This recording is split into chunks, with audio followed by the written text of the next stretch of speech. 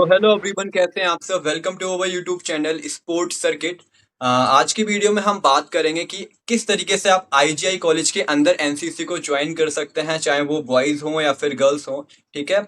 BSc course के अंदर जो भी स्टूडेंट्स एनरोल करने वाले हैं 2025 एंड 26 सेशन के अंदर, तो मतलब किस तरीके से how to take admission in NCC, वो सारी चीज़ें हम आज की वीडियो में बात करेंगे। और स्टेप बाय स्टेप पूरा प्रोसेस जानने वाले हैं एनसीसी में कि किस तरीके से आप एनरोल कर सकते हैं, क्या आपको फिजिकल टेस्ट कौन सा क्वालिफाई करना होगा, रिटन एग्जाम में क्या रहेगा, क्या एडमिशन क्राइटेरिया रहने वाला है एनसीसी के रिगार्डिंग। ठीक है। तो यदि आप न्यू हैं तो प्लीज चैनल को कर लीजिए subscribe for more information.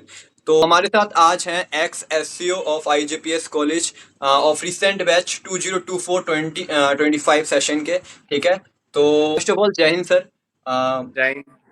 Welcome to our channel sir. और आज सर जो हमारे स्टूडेंट्स हैं जो 2025 सेशन के अंदर एडमिशन ले रहे हैं बीएससी फिजिकल एजुकेशन कोर्स के अंदर। ठीक है। तो उनको किस तरीके से एनसीसी में एडमिशन मिल सकता है, और जो गर्ल्स हैं ठीक है उनको किस तरीके से एनसीसी ज्वाइन कर सकते हैं। ठीक है। मतलब सारी चीज़ें हम एनसीसी के बारे में आज आईजीआई कॉलेज में जो भी क्राइटेरिया रहता है वो सारी चीज़ें जानने वाले हैं। ठीक है। तो स्टार्ट करेंगे सर सबसे पहले आपका इंट्रोडक्शन वगैरह से। तो एक बार आप अपने बारे में कुछ बता दीजिए हमारे ऑडियंस को, स्टूडेंट्स को। ठीक है। So, Jai Hind everyone. I am Pankaj Kumar, ex-SC of IJI College of batch 2024 and 25. So basically NCC is the second line of defense. ज़्यादातर लोगों को पता ही होगा कि NCC क्या होती है, नेशनल कैडेट कॉर्प्स, जिसका ऑर्गेनाइजेशन हुआ था 1948 में। तो इसमें 1948 में लड़कों की आई थी जिसको बोलते हैं एसडी विंग। फिर उसके बाद 1949 में आया था लड़कियों का जिसको बोलते हैं एसडब्ल्यू। तो आज हम इसी के बारे में बोलेंगे। आईजीआई कॉलेज में है आर्मी विंग। तो एयरफोर्स और नेवी का अलग क्राइटेरिया होता है, हमारे कॉलेज में आर्मी है, तो हम आर्मी के बारे में ही बात करेंगे। तो फिर लाइक मतलब सबसे पहले हम बात कर लेते हैं कि लाइक जैसे अभी आपने एनसीसी के बारे में बताया कि कब एनसीसी ऑर्गेनाइज हुई, कब फाउंड हुई थी। ठीक है। एंड 3 विंग होती हैं हमारी, air, naval and army wing. ठीक है। आर्मी। तो सर सेकंड क्वेश्चन मेरा ये रहेगा कि बेनिफिट्स ऑफ एनसीसी, यदि कोई स्टूडेंट ज्वाइन करता है तो उसको आने वाले समय में जो 3 साल वो अपने एनसीसी को देगा, तो उसमें मतलब क्या बेनिफिट उसको मिलेगा आने वाले समय में। सबसे बेसिक बेनिफिट तो एनसीसी का ही है। अगर आप एज ए सब्जेक्ट कॉलेज में एनसीसी ऑप्ट करते हो तो आपकी डिग्री में 5% एक्स्ट्रा मिलता है। आपको 5% का बेनिफिट तो स्टार्टिंग में ही हो गया आपको। जी। फिर उसके बाद आपको मिलता है एक, अगर आपके पास C certificate with A grade होता है तो आपको प्रेफरेंस दी जाती है डायरेक्ट इंटरव्यू के लिए, जो कि आपका डायरेक्ट एसएसबी इंटरव्यू होता है। एसएससी स्पेशल एंट्री के थ्रू। हाँ जी, स्पेशल एंट्री, जिसको स्पेशल एंट्री बोलते हैं। इसमें मिनिमम क्राइटेरिया है, आपको 60% चाहिए ही चाहिए। अभी का क्राइटेरिया अभी ज़्यादा कर रखा है, अभी 70% हो गया है, बट अभी कम चल रहा है कि कम कर देंगे। बट यही है कि आप डायरेक्ट एंट्री दे सकते हो, स्पेशल एंट्री। जी। और फिर उसके बाद आपका यही होता है कि आपको अगर कोई भी गवर्नमेंट जॉब देते हो, सिविल सर्विस का या सिविल डिफेंस वगैरह का, सिविल सर्विसेज में या पुलिस हो गया, कहीं भी आप आर्मी लाइन में जाते हो, डिफेंस लाइन में जाते हो, तो आपको कहीं ना कहीं कुछ 5 या 10 नंबरों की कहीं ना कंसेशन मिल जाता है। मतलब 5 to 10% का कहीं ना कहीं कंसेशन मिलता है, चाहे वो बीएसएफ हो गया, चाहे सीआईएसएफ हो गया, या फिर कोई और मतलब डिफेंस सेक्टर के अंदर कहीं भी। डिफ हाँ, अगर यही है कि जैसे आप अभी आप अंडर ग्रेजुएशन कर रहे हो, अंडर ग्रेजुएशन आप 3 साल करोगे, उसके बाद आपकी ग्रेजुएशन अगर कहीं पीजी के लिए अप्लाई कर रहे हो या मास्टर्स के लिए अप्लाई कर रहे हो, तो आपको उसमें भी 5 से 10 नंबरों की छूट मिल जाती है। और मैंने ये भी सुना है, और मैंने तो खुद एक जगह अप्लाई किया है क्योंकि मैंने भी एनसीसी की है। ठीक है। और एक चीज मैं स्टूडेंट्स को बताना चाहूंगा कि जो सर हैं और मेरा, हम लोग एक ही बैच के हैं, और हमने साथ साथ 3 साल एनसीसी में बिताए हैं। तो मैं एक बेनिफिट ये भी बोलूंगा कि मेरे पास एनसीसी थी और सी सर्टिफिकेट में मेरे पास ए ग्रेड था, अल्फा। ठीक है। तो जहां मैंने अभी एडमिशन लिया है वहां मेरे को मतलब 5 से 10 नंबर का रिलैक्सेशन मिला है, तो वहां भी मेरे को बेनिफिट मिला है। आप कहीं भी एडमिशन लेते हैं जब पोस्ट ग्रेजुएट में, तो वहां भी जो कुछ रिलैक्सेशन रहता है वो आपको मिलेगा, मतलब कुछ ना कुछ बेनिफिट जरूर मिलेगा एनसीसी यदि आपने सी सर्टिफिकेट कर रखा है तो। एम आई राइट सर। सेम सेम, अगर सी कर रखा है तो भी मिलता है, अगर आपने बी सर्टिफिकेट है तो भी जी आपको जी। मार्क्स हाँ मिलते हैं। भाई, हो कि बी पे थोड़ा कम मिलेगा और सी पे थोड़ा ज्यादा हाँ मिलेगा। हाँ हाँ। ठीक है। तो मतलब ये तो हो गया हमारा बेनिफिट्स के रिगार्डिंग। ठीक है। और भी बहुत सारे बेनिफिट्स हैं, यदि हम यहाँ पे बात करने लग जाएंगे तो वीडियो काफी बड़ी हो जाएगी। बेनिफिट से एक छोटा सा बेनिफिट और याद आया, जैसे अगर हम ओटीए वगैरह या आपकी जो 10% सीट होती है ना, वो रिजर्व होती है एनसीसी कैडेट्स के लिए, अगर आप सीडीएस रिटर्न क्लियर करके जाते हो तो। जी।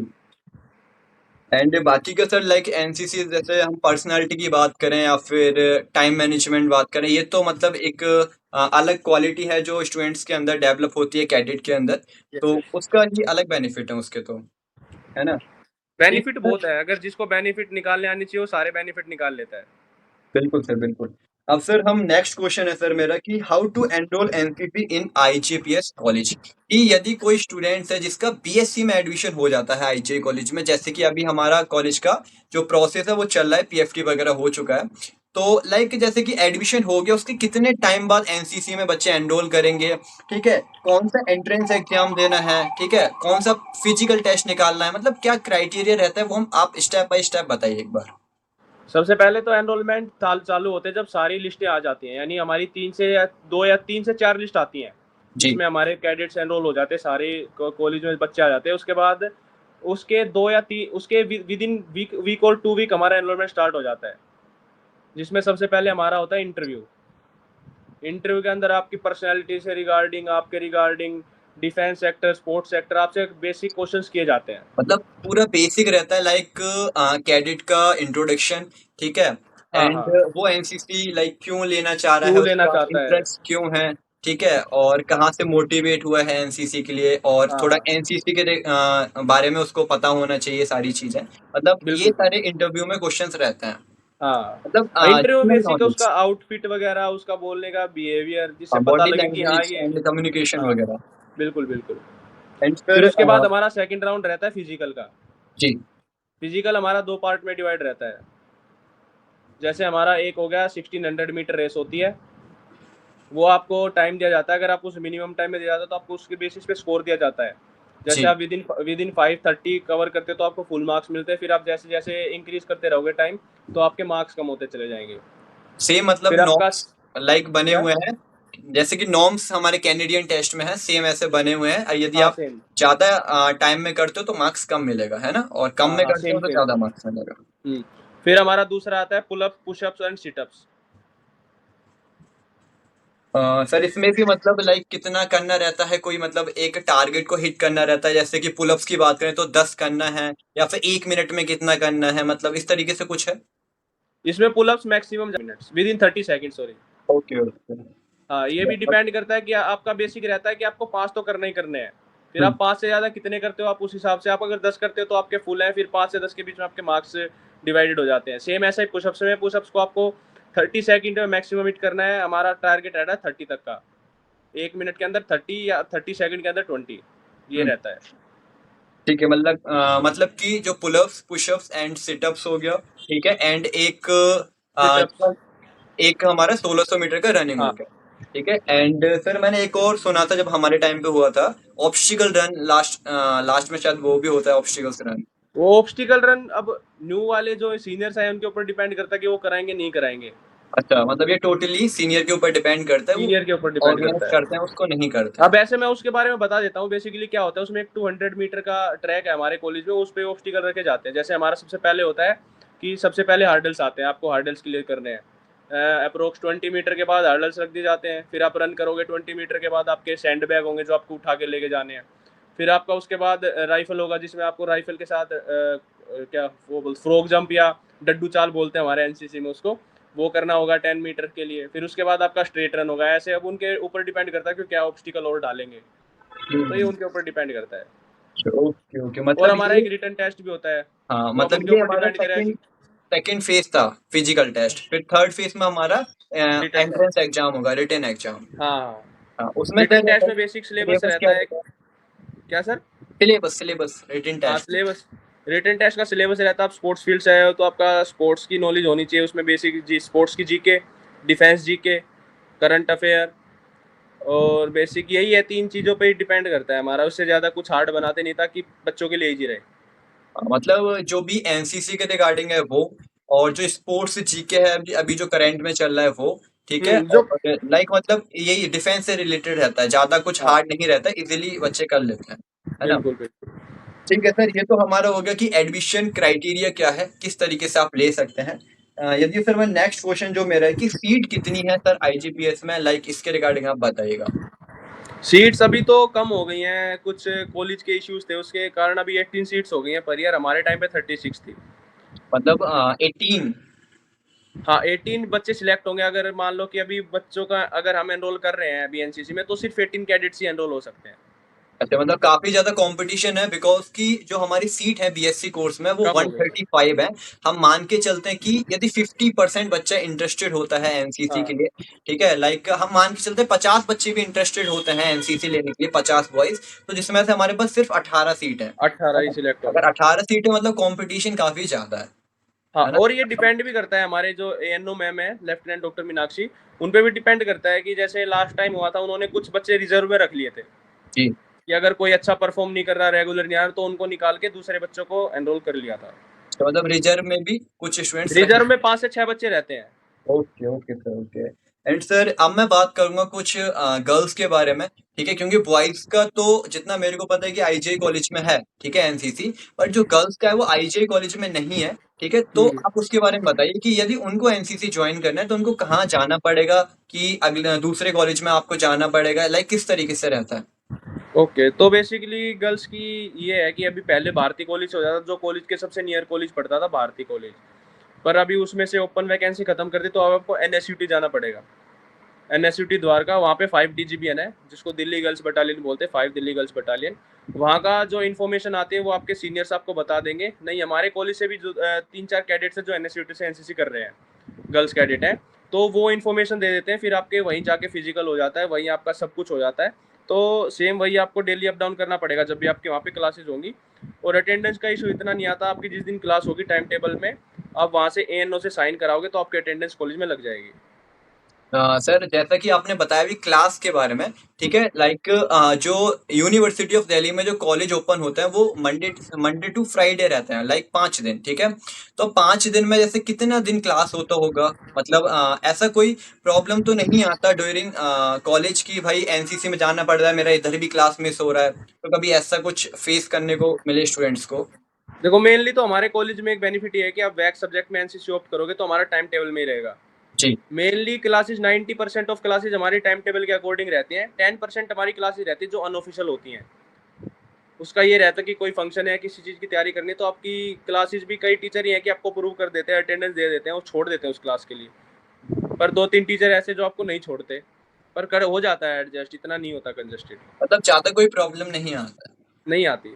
ठीक है सर। एंड सर जो मेरा नेक्स्ट क्वेश्चन ये रहेगा कि सर आपने कौन कौन से कैंप किए हैं, ठीक है, मतलब आपने क्या क्या अचीव किया एनसीसी में रह के, एक बार हमारे स्टूडेंट्स को बताओ ताकि वो थोड़ा मोटिवेट हो पाए और वो थोड़ा मतलब सोचें कि मेरे को भी एनसीसी में जाना है, ठीक है, जिसका मन नहीं है वो भी थोड़ा मोटिवेट हो, ठीक है, और ट्राई करे कि उसको एनसीसी मिल पाए आईजीआई कॉलेज के अंदर, ठीक है, तो आप थोड़ा अपने अचीवमेंट्स वगैरह बताइएगा कि 3 साल में आपने क्या क्या अचीव करा और क्या-क्या आपका सीखने को मिला आपको? मैं अपने कैंप्स के अलावा कुछ बेसिक्स कैंप्स के बारे में बताऊंगा। जैसे सबसे बेसिक कैंप होता है एनसीसी का सीएटीसी, कंबाइंड एनुअल ट्रेनिंग कैंप, जी। जो हर कैडेट के लिए इंपॉर्टेंट होता है। उसके बिना आप एनसीसी के मतलब एलिजिबल ही नहीं हो, आप उसके लिए बी और सी दे ही नहीं सकते। आपको ईयर में एक सीएटीसी कैंप करना इंपॉर्टेंट होता है। अब उसके अलावा होते हैं आपके नेशनल कैंप्स। नेशनल कैंप्स होते हैं जैसे एक भारत श्रेष्ठ भारत, ट्रैकिंग हो गया, माउंटेनियरिंग हो गया, ऑल इंडिया थल सैनिक कैंप हो गया, और आपका रिपब्लिक डे कैंप हो गया, वो भी आपका इंक्लूड होता है। तो ये आपके कुछ बड़े बड़े कैंप होते हैं, जैसे एएमसी भी आता है, एडवांस माउंटेनियरिंग कैंप हो गया, बेसिक माउंटेनियरिंग कैंप हो गया, रॉक क्लाइंबिंग हो गया, एडवेंचरस कैंप भी आते हैं, कल्चरल कैंप भी आते हैं। तो ये दो टाइप्स में डिवाइड होते हैं। एक आता है वाईईपी कैंप, आता है यूथ एक्सचेंज प्रोग्राम, जिसमें आप दूसरी कंट्री में जाके अपनी कंट्री रिप्रेजेंट करते हो। तो ओके। बेसिकली हमारे कॉलेज से थल सैनिक कैंप के ज़्यादा कम्पीट वो जाते हैं कैडेट्स, हर साल 3 से 4 जाते हैं थल सैनिक कैंप, जो ऑल ओवर देखा जाए तो सबसे बड़ा कैंप है एनसीसी का, अ, जो कि सर मैंने किया हुआ है। मेरे साथ मेरे बडीज थे 3-4, उन्होंने भी करा है। तो मैंने एक ऑल इंडिया थल सैनिक कैंप करा है, फिर उसके बाद एक भारत श्रेष्ठ भारत कैंप जो जम्मू में लगा था, नगरोटा, वो करा है। फिर उसके बाद एडवांस लीडरशिप कैंप कराया, जिसके अंदर एसएसबी के बारे में आपको बताया जाता है कि एसएसबी में क्या होता है, जी, आपको जी, जी। प्रॉपर नॉलेज दी जाती है।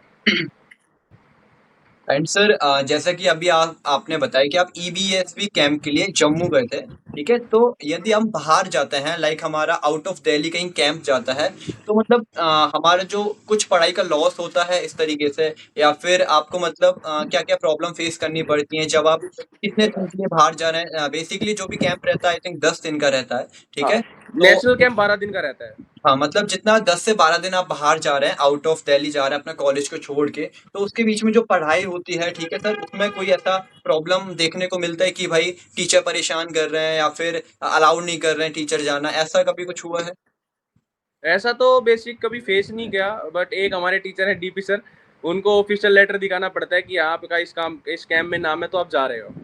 बाकी कैंप में जाने से पहले और कैंप में आने के बाद कुछ बेसिक प्रोसीजर होता है वो आपको करना पड़ता है। जैसे कैंप में जाने से पहले आपके पास नोटिफिकेशन आता है ये कैंप इतने दिन से इतने दिन तक और आपका इसमें नाम है, तो आपको एक टीचर्स को दिखाना पड़ता है कि मैं यहाँ जा रहा हूँ। हुँ। उससे आपकी अटेंडेंस लगेगी, टीचर को इन्फॉर्मेशन रहेगा कि यहाँ की एक बच्चा गया हुआ है। मतलब आपको जो अटेंडेंस वगैरह है वो मिलती है, 10 दिन यदि हाँ आप बाहर कैंप में जा रहे वो हो तो 10 दिन का आपको अटेंडेंस मिलेगा। हाँ, जो जिस दिन क्लास होगी उस दिन का मिलेगा। जैसे अब मैं 10 दिन के लिए कैंप गया हूँ, कैंप के आने के बाद जो मेरा कैंप सर्टिफिकेट होगा प्रॉक्सी फॉर्म के साथ लगा दूंगा, तो मेरे को प्रॉक्सी की अटेंडेंस मिल जाएगी उसमें बाद में। तो मतलब कोई प्रॉब्लम नहीं होता है, नहीं, राइट? वो तो एकेडमिक्स होता है आपका, वो बाद में आप कवर कर सकते हो जो पढ़ना है, तो हाँ, थोड़ा बस बहुत वही है चलता है। कि जो हमारा थोड़ा मिस होता है पढ़ाई वगैरह, वो आप बाद में उसको फिर कवर अप कर सकते हो अपने फ्रेंड वगैरह से पूछ कर, हाँ है ना? हाँ हाँ, हाँ, बिल्कुल। ठीक है सर। एंड लास्ट में सर मेरा एक यही क्वेश्चन है कि बेस्ट कैंप कौन सा है अभी तक का एनसीसी में, कि सबसे जो टॉप नंबर पे जो कैंप आता है, ठीक है? सबसे एक टॉप बार उसके बारे में बताएं। सबसे टॉप पे तो एक रिपब्लिक डे कैंप आता है, आरडीसी कर्तव्य पथ बोलते हैं जिसको। सबका जी। सपना होता है कि मैं केपी पे चलूं, कर्तव्य पथ। उसमें भी बहुत सारे होते हैं पर सबसे बड़ा कैंप तो वही होता है, रिपब्लिक डे। फिर उसके बाद आता है ऑल इंडिया थल सैनिक कैंप। बट वो देखा जाए तो एक पूरा प्रॉपर आर्मी के ही तरीके से होता है, उसमें बिल्कुल रहना सहना, जो उसमें कंपटीशन होता है वो पूरा आर्मी होता है। उसमें आपके मैप रीडिंग, जजिंग डिस्टेंस, और आपका ये टेंट टेंट लगाना सिखाते हैं कि आपको कैसे टेंट लगाना है। फिर आपको फायरिंग हो गया, उसमें यही चीज़ें कराई जाती हैं आपकी। फिर आता है आपको, अगर सबसे बढ़िया कैंप देखा जाए जिसमें मज़े भी हो, तो आपका होता है एक भारत श्रेष्ठ भारत, जिसमें आपका पूरा कल्चरल से रिलेटेड होता है। उसमें कोई रगड़ा नहीं होता, कोई पनिशमेंट नहीं होता, पूरा फन कैंप होता है वो। ओके, मतलब काफ़ी ज़्यादा मतलब एक तरीके से मज़े आते हैं एनसीसी के अंदर, और बहुत सारी चीज़ें आपको सीखने को मिलता है यदि स्टूडेंट्स जॉइन करते हैं, ठीक है? और लाइक जैसे कि आप बीएससी कर रहे हैं फिजिकल एजुकेशन, उसी के साथ-साथ हमारा एनसीसी भी हो जाता है। तो ऐसा कोई हाँ बर्डन नहीं लगता कि भाई एनसीसी भी चल रही है साथ में और कॉलेज भी चल रहा है कि भाई बहुत प्रेशर है, ठीक है? कभी ऐसा फ़ील नहीं होता है, क्योंकि मैंने खुद की है एनसीसी, तो ऐसा कभी लगता नहीं है, ठीक है? तो जो भी स्टूडेंट इंटरेस्टेड हैं आईजीपीएस कॉलेज के अंदर एनसीसी लेने के लिए, तो आप लोग का जब एडमिशन होगा तो फॉर्म वगैरह आपके सीनियर के थ्रू, कॉलेज जो एएनओ मैम हैं उनके थ्रू निकाले जाएंगे, ठीक है?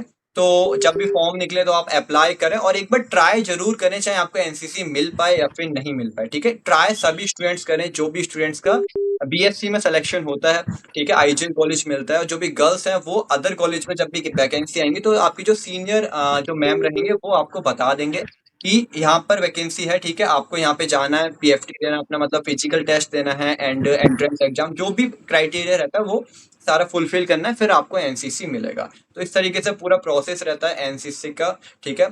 तो सर लास्ट में सर मैं बहुत बहुत थैंक यू बोलूंगा सर, आप सर, हमारे साथ। एक चीज, बिल्कुल सर। जैसे कुछ कैडेट्स होते हैं जो, जैसे अब 12th में, जिन्होंने 11th 12th में एनसीसी ऑप्ट करी होगी, जिनके पास बी सर्टिफिकेट होगा, जी जी। उनको भी डायरेक्ट, अगर वो चाहते हैं कि उनका ट्रांसफर भी हो जाता है, डायरेक्ट वो कर सकते हैं, उनको कोई चिंता की बात नहीं है। अगर मतलब जैसे वो कि हरियाणा से है, कोई और स्टेट से, और उनको यहीं से अपनी कंटिन्यू करनी, तो वो कर सकते हैं। मतलब कि जैसे बहुत सारे स्टूडेंट्स रहते हैं जिनकी 11th और 12th में रहता है एनसीसी, तो 11th में ए सर्टिफिकेट हो जाता है एंड 12th में बी सर्टिफिकेट होता है, देन फिर जब वो कॉलेज में एडमिशन लेते हैं तो वो सी से कंटिन्यू कर सकते हैं। हाँ, सी से ही कंटिन्यू कर सकते हैं वो। हाँ, मतलब बट उनका उनको फिर ये बात स्टार्टिंग में बतानी होगी, नहीं तो फिर बाद में उनको बी से ही कंटिन्यू करना पड़ेगा। अच्छा, मतलब स्टार्टिंग में जैसे ही सिलेक्शन होता है तो आप जो भी एएनओ मैम है उनसे मिल सकते हैं या फिर सीनियर हाँ के हाँ, थ्रू बात कर सकते हैं ना? हाँ, मतलब फिर ये। ऐसा ही होता है, अगर कोई इंटरेस्टेड हो एयरफोर्स और नेवी के लिए, तो उनका अलग से प्रोसीजर होता है। अगर कोई वो बताऊं सर? हाँ, एक बार आप जो भी स्टूडेंट्स इंटरेस्टेड होंगे, ठीक है, चाहे वो एयर विंग के लिए या फिर नेवी विंग के लिए, तो बिल्कुल एक बार आप बता दीजिए ताकि उनको पता चल पाए। तो नेवल विंग की जो ओपन वैकेंसी होती है वो ओखला होती है, हम्म। वहाँ पे भी सेम प्रोसीजर रहता है उनका। मेरे को सिलेक्शन प्रोसीजर तो पता नहीं, पर सेम रिटर्न टेस्ट उनका भी होगा, इंटरव्यू उनका भी होगा, फिजिकल का मेरे को उनका क्राइटेरिया आइडिया नहीं कि क्या कराते हैं। सेम एयरफोर्स की क्लासेस लगती है सफदरजंग उनकी क्लासेस होती है सैटरडे संडे, आपको डेली अप डाउन करना पड़ेगा, और बीचे बुलाएंगे तो भी आपको जाना पड़ेगा। और क्या कहते हैं, उसका सेम रहता है इंटरव्यू। उसका इंटरव्यू हार्ड होता है, पर उसमें वही जा सकते हैं जिनके पास 11th और 12th में साइंस साइड से थे, जो एयरफोर्स में, एयरफोर्स में? With physics and math. हाँ हाँ। ठीक है, तो मतलब बेसिकली हमारे कॉलेज में सिर्फ एनसीसी में आर्मी विंग है ओनली। आर्मी विंग है। ठीक है, और मतलब जितना मेरे को पता है कि कोई हमारे कॉलेज से जाता भी नहीं है दूसरी विंग में, लाइक जैसे कि एयरफोर्स हो गया, फिर नेवी हो गया, सब आर्मी विंग ही ज्वाइन करते हैं, है ना? तो हाँ सर सर। बहुत बहुत थैंक यू सर हमारे साथ ज्वाइन होने के लिए। ठीक है, और सर स्टूडेंट्स को मोटिवेट करने के लिए एनसीसी के रिगार्डिंग। तो आई होप कोई जो भी स्टूडेंट्स बीएससी में एनरोल करेंगे, ठीक है, और हो सकता है कि बहुत सारे स्टूडेंट्स के मन में पहले से ही हो ये चीज़ कि उनको एनसीसी लेना है, और जिनको नहीं पता एनसीसी के बारे में, ये वीडियो देखने के बाद आपको आई होप सारी चीज़ें क्लियर हो गई होंगी। ठीक है, तो कैसी लगी वीडियो एक बार कमेंट करके ज़रूर बताएं। ठीक है, और sir once again sir thank you sir हमारे साथ ज्वाइन होने के लिए। जय हिंद ओके, सर। Done sir.